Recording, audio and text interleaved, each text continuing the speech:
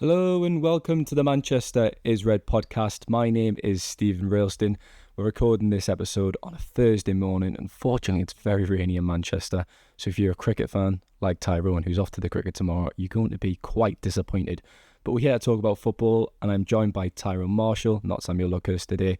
We're going to get into the latest transfer news, have a little roundup, and then we'll look ahead to the Brighton game on Saturday afternoon, which is, of course, the early kickoff on the weekend. But to begin with, Ty, are you looking forward to the cricket, and how are you? Yeah, I'm good. Thank you, Stephen. I'm good. It's hard to say you're looking forward to the cricket. I've been digging out my winter clothes this morning. When you buy tickets for a test match in August, even in Manchester, you're expecting sunshine, get the sunglasses, shorts, nice flowery shirt. You know, I had my outfit planned in my head, and now it's just not going to fit, it's fair to say. I did look at the forecast, and I mean, it's chucking it down outside my window at the moment. I presume it's the same with you, but tomorrow it says it's all right from about 11, 12, so we should get plenty of cricket. But it also says there's high winds, and at midday it feels like 9 degrees, which is an absolute disgrace, really. I mean, the Manchester summer, the British summer in general, for the second year in a row has been an absolute disgrace, hasn't it? And yeah, I think it's certainly not a lager drinking day tomorrow, but it's going to happen anyway, so we'll just have to brave it. This is why I love you, Tyrone, because you indulge in my weather conversation. Samuel doesn't like talking about the weather. My friends are coming down from Carlisle today. They text me and said, "What's the weather looking like?" I said, "Just send a photo outside my window. I'm not too far from Old Trafford." And I said, "Good luck. I don't think you'll be watching much cricket today." Yeah. But the football, it continues regardless of the conditions. As I said, United are at Brighton on Saturday. Tyrone, you're going down to that game at the Amex, so hopefully some sunny weather on the south coast. It's basically in France. But we'll start with the transfer bits. There seems to be some momentum now between a deal for Samuel Ugarte, of course, at PSG, Uruguay international, a midfielder. It always seemed like United would have to produce a workaround to get this deal done, Tyrone, because PSG, the valuation of the player, pardon me, was quite hefty.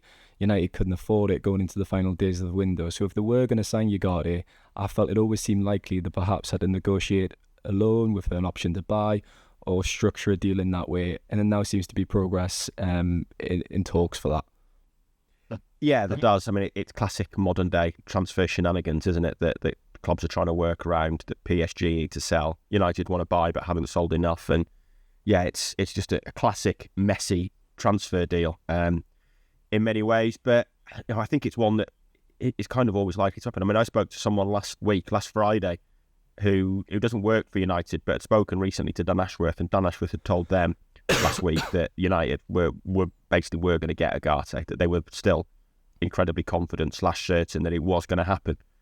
However, it happened, and part of that confidence, I think, is that Ugarte only has eyes for Old Trafford and desperately wants to move. Wasn't in the PSG squad last week, and that PSG do need to sell. I mean, their net spend over the last 2 summers is coming in at over 400 million euros. It's even when you lose Mbappe's wages from that, it's astronomical, really. So they do have to sell. So I think that's the reason there's confidence a deal can be done. And yeah, I guess the issue now is what shape and form. I mean, a loan with an obligation to buy, I think, works better for United than it does for PSG. Maybe the loan fee would still help PSG. I do think it's going to happen one way or another.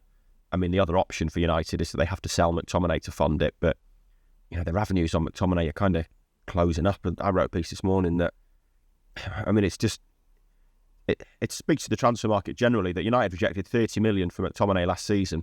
He has the season of his life, and now they can't even get 25 million for him.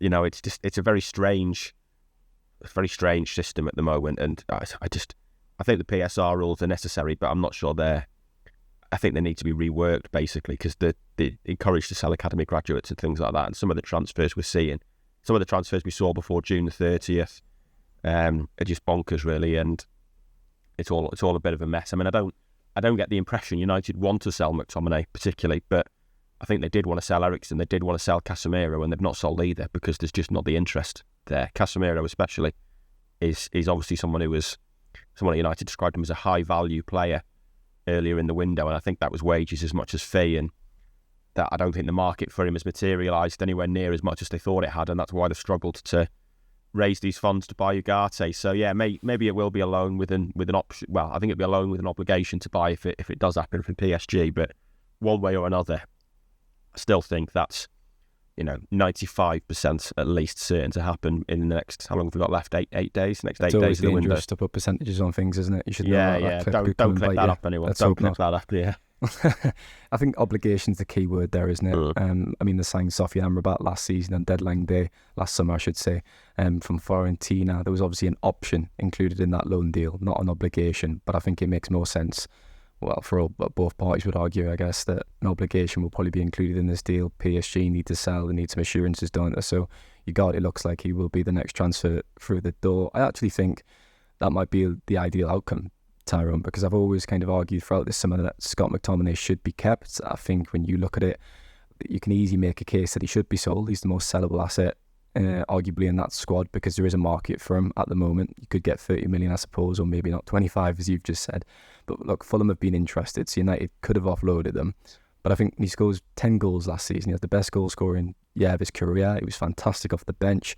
I think when you actually calculate it as well, and you look at the games that he scored goals in, I think he won United 9 points directly. Obviously, you could argue someone else might have stepped up and scored the goals in those matches. But look, McTominay was fantastic. He developed into a match winner. Whisper the comparisons with Frank Lampard arriving in the box quietly. That's what it was almost like last season with McTominay. But I think if you keep McTominay and you bring Ugarte in a deal like that, I think that's quite ideal, actually.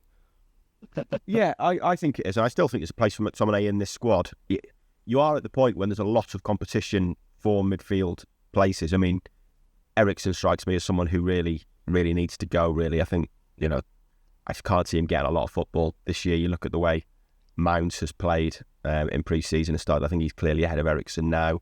Mainu, Fernandes, Casemiro, you bring in Ugarte, McTominay. There's a lot of competition there, but yeah, I'm with you. I think he's a very valuable squad player, and I mean, I've been beating this drum for years with McTominay, but he is the type of player that Fergie's title-winning squad were built around. Essentially, these kind of versatile academy graduates who won't start the biggest games. I mean, McTominay started the cup final, but won't normally start the biggest games, but will get 20 games a season, 20 starts a season, and just won't let you down when they do play. And that has always kind of been the essence of Manchester United at their very best, that you have those players in the squad. And I think you've got another homegrown midfielder in Kobbie Mainoo now who's clearly going to be a level above Scott McTominay. I don't think that's unfair to say, but I still think there's room for him in the squad. You need that link.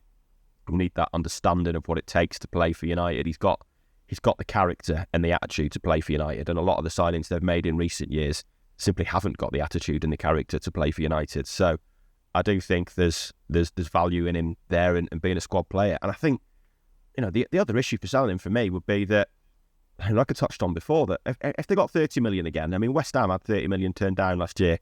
If West Ham was someone offered 30 million again now, maybe they'd think, okay, he's a year closer to his contract. Maybe we do it.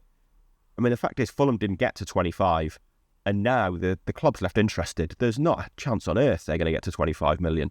Napoli and clubs in Turkey are not going to get close to £25 million, and all you're going to get with McTominay now, I think, is probably a similar loan with an option or an obligation to buy, and even that, I'm not sure that'll reach 25 million. So I think problem for United is if they need, if they're pushed to do Ugarte on a permanent deal, they'll almost just have to sell McTominay, but they'll have to sell him for a fee well below his value, I think, after probably the best season of his career. So I can see why they'd be reluctant to do that, because you're not getting prime value for him, really. And I totally agree with you. Even if he's only starting 15, 20 games a season, I think there's definitely value to having someone like that in your squad.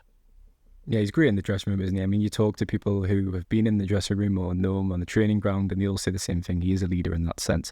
He's 27 years old now. He celebrates his 28th birthday in December. I'd analyse the situation again in the summer, perhaps even give him a new deal.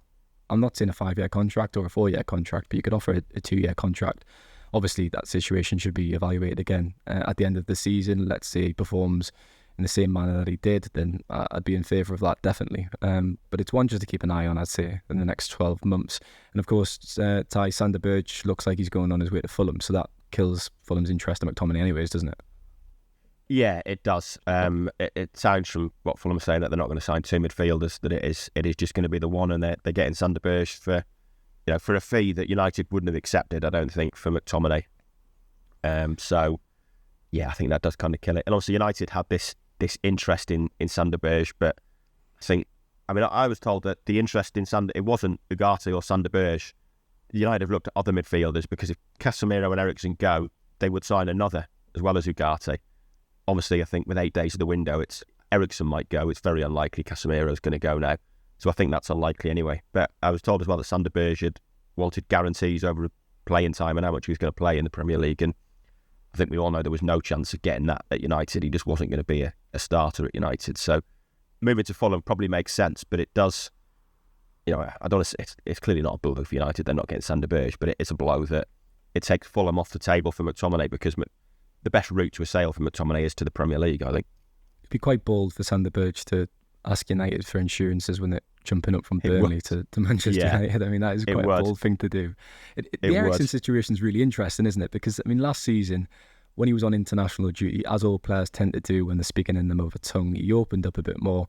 And when he was speaking, he basically said, "Look, I'm not playing as much as I would like. It's not good enough. I've had conversations with Erik ten Hag."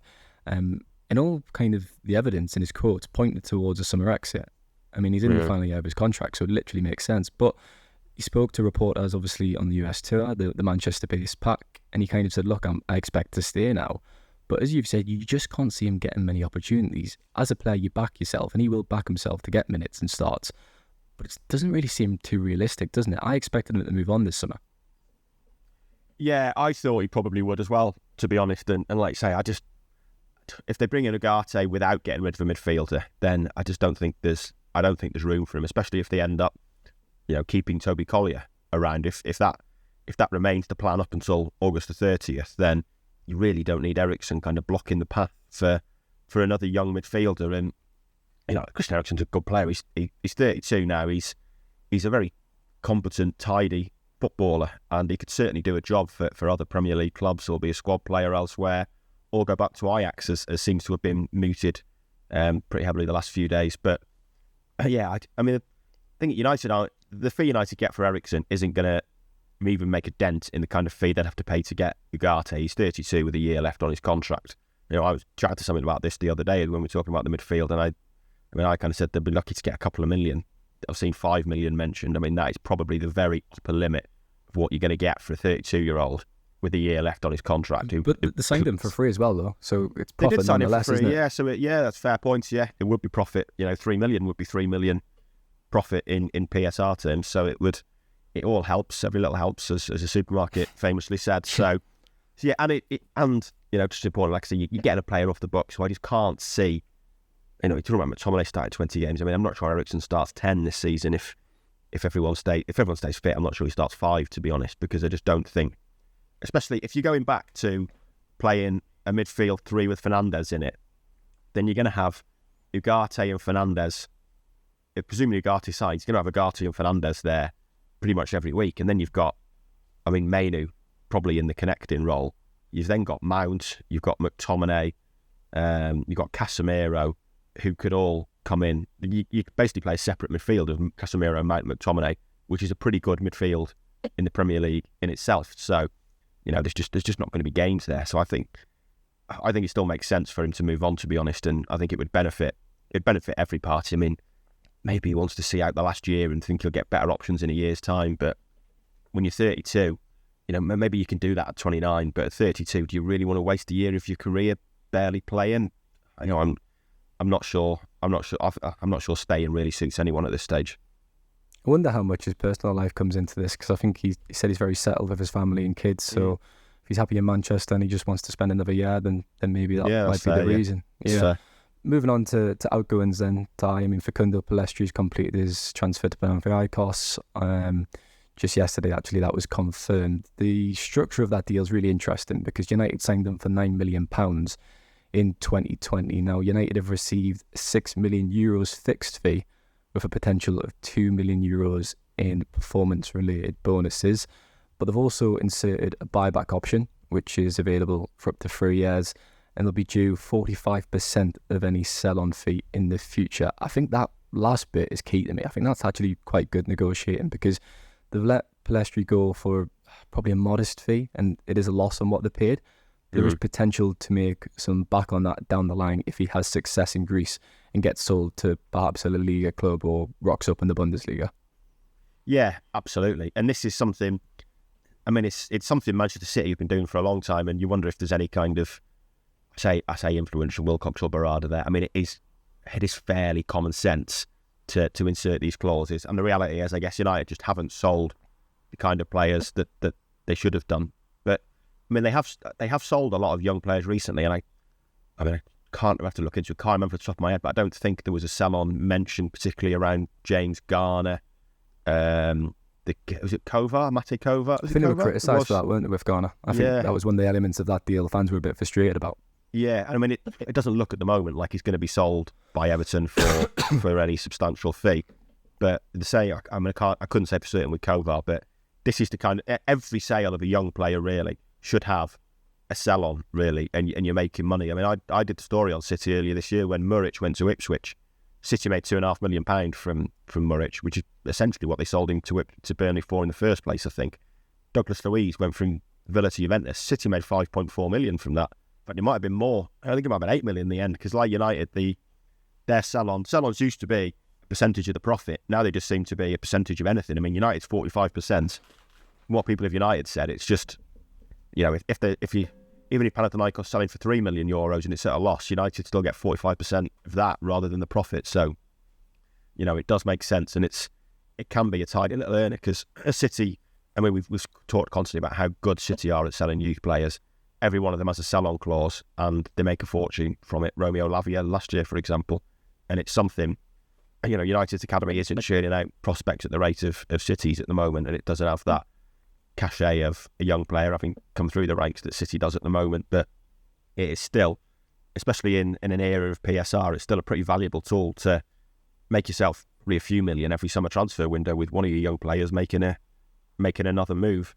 I mean, you look at Largi Ramazani, for example, who's leaving. Where is he? Do you remember where he's going? I can't remember where he's going. I saw this yesterday. He's going from Almeria he's coming back to the Premier League, isn't he? I didn't see that. Leeds. He's going to Leeds. Yeah. He's going to Leeds. I'll be interested to watch him, yeah. Yeah, it will be interesting to watch for a pretty decent fee. I think 11-12 million euros, something like that. And it might be worth checking if United put a sell-on in that, but I can't remember that they did. But if they had done, they'd be pocketing, you know, even if they put 25%, they'd be pocketing 2.5 million from that straight up profit. And all of those sort of things make a difference. So yeah, it is kind of finally good business sense from United. It's changing the club's reputation in the market, isn't it? And it's going to happen gradually. And if clubs are now used to that kind of clause being inserted in deals, then it'll just become common knowledge. If you negotiate with United to sign one of their youngsters, you will have to have that clause in the deal. And I think that's a fantastic thing to include. As you've said, it's got like a lot of merit. Will Fish as well, he's going to go to Cardiff. I reported that early in the week. I'm not quite sure on the fee yet, but that's set to go through pretty soon. Maxi Oyedele to Legia Warsaw. I've always liked him actually in the academy. Oyedele, I always thought he had a future, and I mean they're Poland's most successful club, so that's an interesting move. They'll be playing in Europe this season, so fascinating to see how he can get on over there. But again, Fish and Oyedele, another two examples really of United getting those academy players who are nearer 21. They're at the upper age of the youth bracket and moving them on this summer. Yeah, I think that's something we've seen a lot under Ten Hag, that when players reach kind of 20, 21, to serve a purpose, they need to be in the first team squad, and those two were short of the first team squad. You know, it is a good move for Oyedele. You've seen a lot more of him than me. Saw a bit of him in pre-season, but it does strike me as a good move. And Fish, I mean, from what I saw of him in pre-season, Will Fish seemed to play really well, particularly that game in Edinburgh that we went to. He was impressive. Can we talk about a conversation in the car up to Edinburgh, Ty? Yeah, I think that's probably fair. Yeah, I mean, he's kind of become this like pre-season player that United roll out, and the poor fella always has a nightmare in pre-season. So it was quite encouraging to see him do well this year.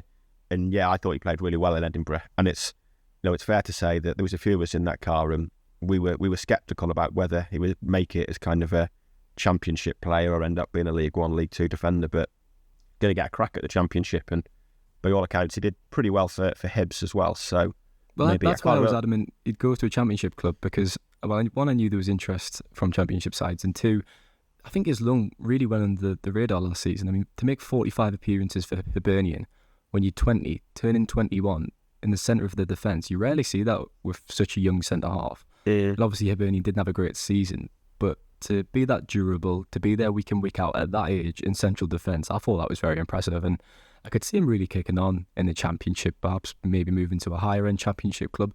And you know what? I wouldn't completely bet against them making it into the Premier League one day. I think when you listen to his interview when he was out in America, actually, I think he's got a brilliant personality. That might be a bold statement, but you shot down the Championship shout, and he's off the Cardiff now, Ty. So we'll have to keep an eye on that one. We'll see how it progresses. Yeah, I think it's fair to say we're both going to be taking a close interest in his career. But yeah, he did, like I say, he had a nightmare at Stockport on loan. He had some pretty disastrous pre-seasons with United, but yeah, he did. It was the sending off in Australia, wasn't it? That's why that's associated. Yeah, and it was very unfortunate. And I seem to remember something happening the year after, but I can't remember what it was. But I don't know if I think that was the first time he was brought on. But so if he's damaging his I thought there was something the reason. following summer in America that happened with him, but I can't remember what it was now. Are you thinking of Nathan Bishop colliding with Paul Mullen in the Wrexham game? No, I thought there was something else with Fish, but I can't remember. Maybe it was just a sending off. Maybe I've just got it in my head. But yeah, good move for him, and he's got a chance to prove Steven Railston right, which is the most important thing. Yeah, definitely. Lastly, though, Ty, Sancho, should we discuss before we end this part? I mean, all Samo have said the ideal option would be to move him on. We all know what went on last season. He's been reintegrated back into the squad, probably against Erik ten Hag's wishes, contrary to what he's obviously said to the public and to reporters. But I mean, there are only 8 days of the window left now, and there just doesn't seem to be a market for Sancho. No, there doesn't. I mean, I've said it a few times this summer. It seems to be, I'm not convinced that truce is fully there. There seems to be very little warmth when Ten Hag talks about Sancho, and Sancho clearly hasn't apologised. If he'd apologised, I think someone would have said by now. Ten Hag has dodged the issue of whether he's apologised or not, and they've just kind of settled their differences. But I think it's probably been forced on Ten Hag, partly because he was, United were not in a good position to sell him while he was totally ostracised. They're in a slightly better position now to drive a bargain, but like you say, no one seems to want him, and it's quite strange. I floated the idea early in the week of, a Sancho Ugarte swap deal, talking of workarounds, and I don't think Sancho was an original target for PSG, but I think they still need to improve their forward line and out wide, having lost Mbappe, so still one that's probably not impossible, and I think it would suit both parties if you were to essentially swap them and United pay 5-10 million, something like that. You're probably on a decent track, but I just find it hard to see how he still has a future at United, to be honest. It strikes me as a very uneasy truce between the two of them, and just not sure where it goes from here, to be honest. I mean, be interesting to see whether he's in the squad this week. Obviously, Ten Hag mentioned illness and an ear infection last week, but if he's not in the squad again this week, then I think it's going to become an even bigger talking point heading into the final week of the window. I think the only club in England that I could have seen making a bid for him is Chelsea, purely because they're such a basket case club. But I mean, they've signed 1 million players in that kind of position on either wing and the central attacking role as well. They've just seemed to have so many players who can play across those roles. And Sancho just wouldn't make sense, even for a club that is a basket case like Chelsea. And you also think he just doesn't seem cut out for the Premier League, does he? When you think about what he's best at, he kind of slows down the game. He takes a lot of touches, his dribbling ability. He's good at linking up around the box when he's on his day. I think he's actually suited to a European League best. As you've said, PSG could be a great move. And you've also forgot that he'd be up against Nuno Mendes in training every day, who we absolutely killed for Borussia Dortmund. So that might be a confidence raiser if he goes to France. But I'm not really surprised that there's not too much interest in Sancho, considering what's went on in the last 18 months. And I think if you do check in with people around him and have a character reference, which clubs do, they do the due diligence on players before signing them, I'm not sure it would come out too good with Sancho. We've obviously raised a few red flags. No, well, I mean, the thing is, United did their due diligence and were told all of this and signed him anyway. So what United need is another club as foolish as United to come in for them. Well, which did you read that piece? Who's just written a book about Liverpool with Klopp? Ian Graham. Did you read the story about Sadio Mane and how they got some bad references about him? Bad and it was a reviews gamble on him. And no, that obviously paid off, didn't it? So this is true. Yeah, I mean, I was been a little bit facetious with United there, but yeah, it was common knowledge at Dortmund that he was late pretty regularly and not always the easiest character. But Edin Terzic got the best out of him and did it again last season. So it depends on who's your manager. And I think, Ten Hag is clearly a stickler for discipline and rules. Barely a press conference goes by without him mentioning the rules and things like that. And that probably does make Sancho a bad fit, really. Well, it's the cliche, isn't it? Some players need an arm around them and some need a bollocking. And I get the impression that Sancho needs to be mollycoddled and definitely have an arm around him. I'm not sure Ten Hag's going to do that with Sancho. No. That'll be it for part 1. We'll be back in a moment for part 2.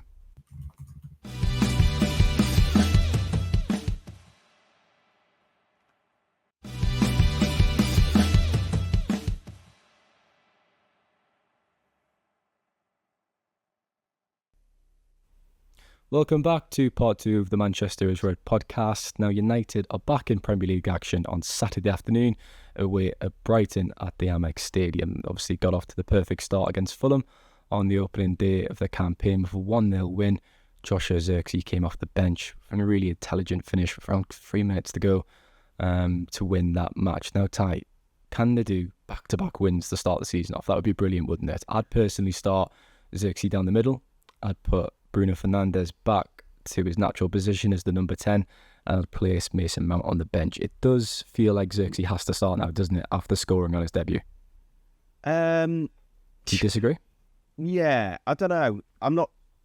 My concern is that when they brought Zirkzee on and changed to a more traditional 4-3-3, it was the most open United were in that game. And although Zirkzee went and won it, for 10 minutes after that sub, it looked like they were going to lose it. It was Fulham's best spell. And suddenly the midfield was non-existent again. That 10 minutes was the most reminiscent of last season, I think, wasn't it? When he made that change and put Zirkzee up front. And it felt for 10 minutes like a goal was coming for Fulham. And, United survived by the skin of their teeth and Zirkzee won it. And, what a phenomenal finish. Fantastic moment for him. I mean, Brighton cut Everton to absolute ribbons on Saturday. My concern would be if Zirkzee starts and suddenly the midfield looks like it did in the first 10 minutes. And I'm not pinning that on Zirkzee, by the way. That's a tactical, structural thing that basically with Fernandes as the number 9, the false 9, you kind of naturally had that man dropping deeper into midfield. You almost had 4 in midfield and it shored it up a bit. And when you went back to 3, it suddenly felt very open again. And like I say, watching that sort of 10 minutes, it felt very reminiscent of last season. And if that happens from the start against Brighton, if you play Zirkzee and play a 4-3-3, Brighton could do some damage. Maybe that was just a coincidence. Maybe that was just a coincidence of United really pushing to win a home game. But yeah, I don't know. I just feel it's maybe a bit of a risk to go back to that here. And I think the way Brighton played on the opening day, I know they were away at Everton. Still a tricky place to go. Everton won their last 5, I think, last season at home to stay up. So it's not an easy place to go. So I think he probably deserves a start, but lots of players deserve a start and don't get one. I would still be tempted maybe to stick with Fernandes there, given the quality of the opposition and sort of the unknown element of the opposition, because we still don't know a lot about Brighton under Hurlitzer beyond the fact that they look great on the opening weekend. I could definitely see that. However, it was 3 months. It's going to be 3 months to the day on Saturday, or around that. From when United last went to the Amex. I think it was the 25th of May, the last played there. Obviously, they won 2-0 on the final day of the season, but they weren't looking like they were going to win it. It was a goalless draw. Brighton were all over them until Ten Hag actually changed the tactics and the formation, because Bruno Fernandes started as the false 9.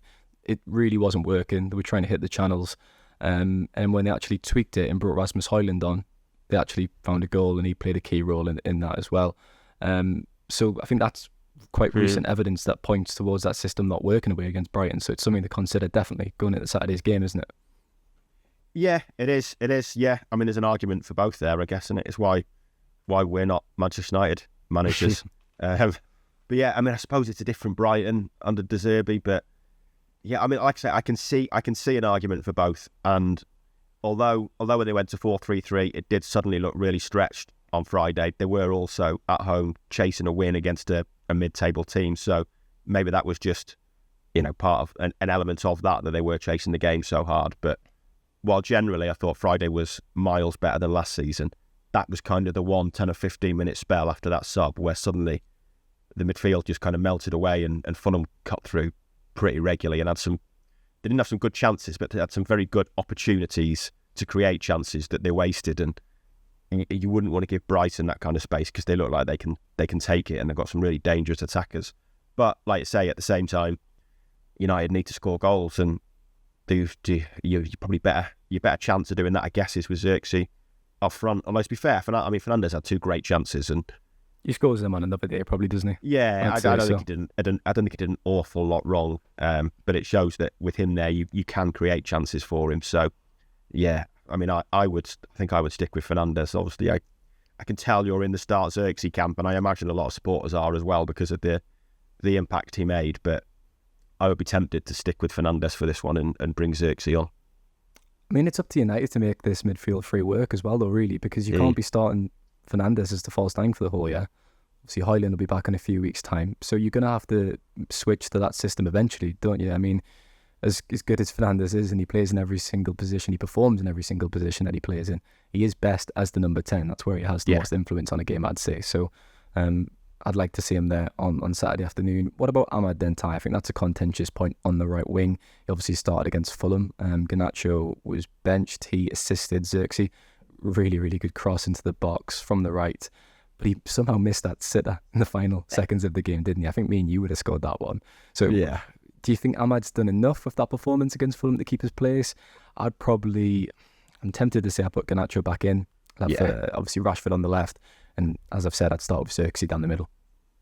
Yeah, I think Garnacho's got to come in, to be honest. It feels like a big season for Garnacho. As good as he looks, I think the one thing from his game that you want to see more of is more goals and assists, essentially. He was better at that last season. He got 10 goals last season, but there was a lot of games where he didn't score or didn't assist. And if he's going to be up there talked about as one of the best wingers in the world, I mean, your wide forwards, your wingers these days, you want 20 goals a season from them, don't you? So I think the area he needs to go at this season, his general play's great. It's sharpening up around the box in that final third. And, a lot of people will point to that miss. I think that's just one of those things, to be honest. I'm not sure you need to go on the training field with Van Nistelrooy and recreate that situation 30 times. It feels just, doesn't he? Yeah, it's just one of those mad things that happens. Yeah, I don't think it showed any sort of weaknesses in his technique or look, his finishing's hopeless. I think it was just one of those mad things that happens to everyone. Every footballer does that occasionally or during their career. But I do think that's the level he's got to go at to score more goals, create more goals. That's the one area of his game at the age he's at now at 20 where you go, right, go to the next level. And I think we've seen, he's played half an hour in 2 games, half an hour each in each game coming off the bench. He's scored one, set one up. It's the first time he's ever scored or created a goal in 3 successive games for United, because obviously he scored in the cup final at the end of last season. So, there's hints there that he's maybe ready to go to the next level. He came back from pre-season early, and yeah, it feels like a season where he can explode really, and you need it because United need to score more goals than last season. But maybe Højlund will be better and will kick on a bit. Xerxes is kind of unknown, I think, when it comes to scoring goals. And I see his record that suggests he's going to be a 25 a season man. Sorry, Ty, if he can reproduce his haul from last season, which was 12 in all competitions, if he can do that again in England in his first season at 23, I think all things considered, I think that's actually a decent season as the backup striker. Yeah, I do. But we said this about Højlund last summer when we said if he gets 15, it's probably a good season for him. And he got 16, and I think everyone would say it's a good season for him. The problem is that's not a good season for United. United need more, essentially. If you want to be the number 9 for United, you need more. And I've no doubt that Højlund will almost certainly get there. But if United are to make a success of this season, someone's got to score 20 goals, 25 goals, or they've got to be spread, or you're going to have someone's either got to score 25, 30 goals, or you need 2 or 3 players to get to 20. And I think that is more likely. I don't look at Xerxes or Højlund and think they're going to get 30 this season. I think, that's very unlikely. So your better route is probably that Højlund gets 20, that Garnacho really steps up and gets 20, and Rashford gets back on the horse and gets 15, 20. I think that's a more likely route. They might win the Premier League tie. Yeah, well, I'm if talking all Garnacho gets 20 and competitions. Haaland gets 20 and Rashford gets 15. Yeah, not just in the league. I'm talking all comps here. But if they were in the league, they've got a good chance. But yeah, I think, it needs to be a collective effort, doesn't it? Because I don't, as promising as Højlund looks, as promising as Xerxes looked, I don't think either are yet 25, 30 goal a season players for Manchester United. Maybe they'll prove me wrong, but I don't think at this stage they are. So you need it to be a collective effort. So you need someone like Garnacho who got 10 last season, and double that, get 20, and I think that'd be a good season for him. And that is why, from the evidence of his 2 sub appearances, I'd have him in ahead of Ahmad at the weekend for sure.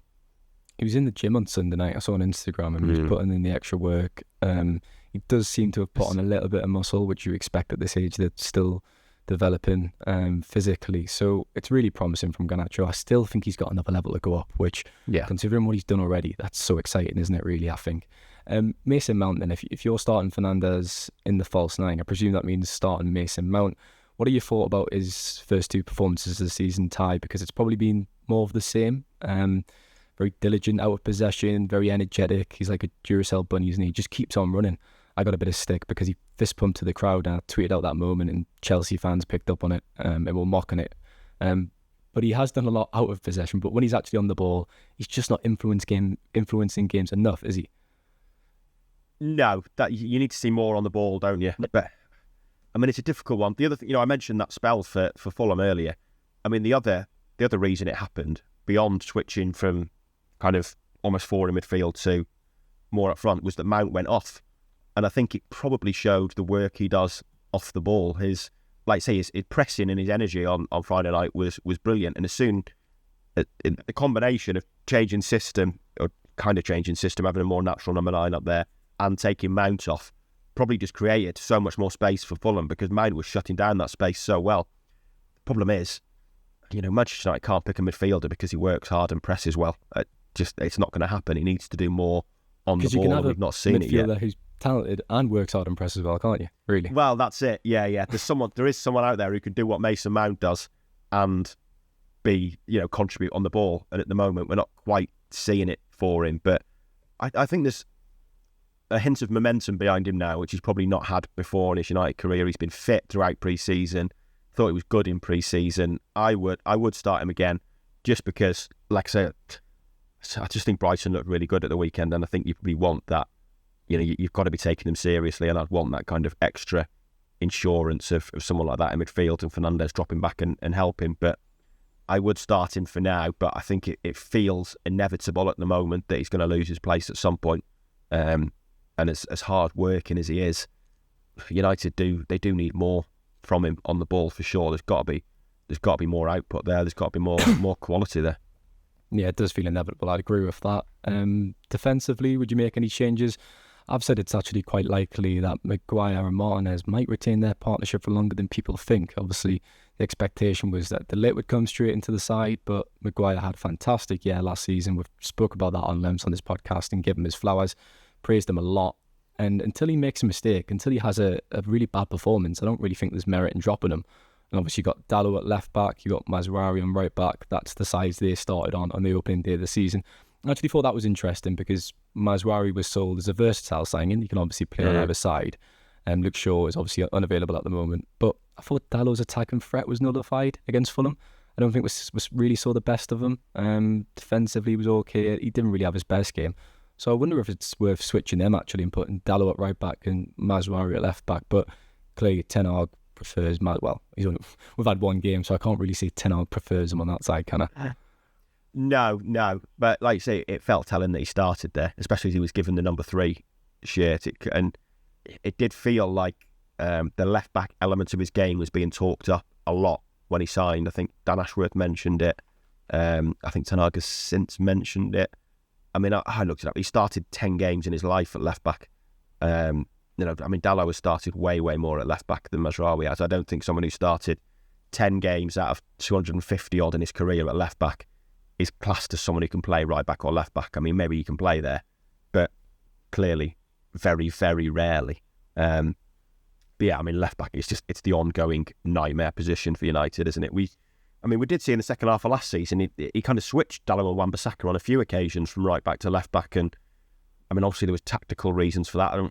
I don't really know what they were. I don't know whether he'll do it again. I mean, I guess the difference is that Wan-Bissaka is clearly the better one-on-one defender than Dalot, and maybe it was for specific opponents. There's probably not much of a difference between Dalot and Mazraoui, but I guess we shall see. I mean, the other interesting thing with Mazraoui was when he did his interview with United, he talked up how good his partnership and his understanding with Anthony was, and how sort of lethal they can be down the right, and how good their understanding is. But I mean, he's almost totally become the forgotten man, hasn't he, Anthony? He didn't even get off the bench on Friday, and even if Mazraoui starts at right back, I can't imagine that's a partnership that we're going to see much of anytime soon. But I mean, what United really need is a left back fit and available, don't they? Because no one really wants to play there, and whoever you play there, you are losing some quality from them. Yeah, unless Mazraoui starts on the bench, I think he'll have to wait a bit longer to rekindle that relationship with Anthony. I think it's quite interesting, actually, the point you just made about how Ashworth discussed Mazraoui at left back. In hindsight, looking back around, was it a week and a half ago the signings were announced? Was that the club not trying to say, well, this is why we're not going to sign a left back, a new left back, because we've got this player coming in? It was kind of almost explaining that. I think actually looking back, because Luke Shaw obviously is coming back in a few weeks. Malacia probably going to be back in October, but their fitness profile, it just can't be relied upon, can it?